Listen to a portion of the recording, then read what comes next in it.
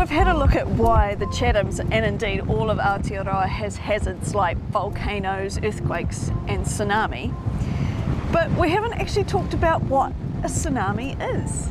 Yeah, that's a great question. So a tsunami is any disturbance of a water body, and it might be the ocean or a lake, that isn't a normal wind wave. So something coming into that water and disturbing it. It might be a landslide, it could be a volcanic eruption, but the most common source is an earthquake, where a fault line deforms the seabed suddenly, moves the water up or down, and the water's got to level itself back out. And that leveling out, that wave, is the tsunami. Right. So here on the Chathams and for Aotearoa, what are going to be our sources of tsunami? So those type of mega fault lines are the big sources for tsunami, and there's a huge subduction plate boundary fault all the way around the Pacific Ring of Fire. And we can get tsunami from all those places around the Pacific.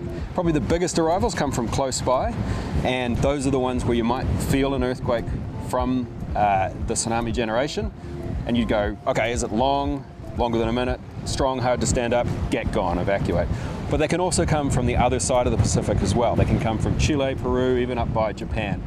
And in those cases, you're not going to feel the earthquake, and that's where we have sensors and we can give official warning, and we're going to talk about that some more later. Right, and look at the equipment used to monitor and give that warning. But that's a really important message, isn't it? That you're not always going to get an official warning. No, that's right. And if you do feel that long or strong earthquake, that's your fastest warning as well. So we want everyone to evacuate and not wait for anything. A tsunami could be on its way really quickly. Yeah, and luckily that's not the case today. No, nice and flat. Thanks, Graham. Cheers.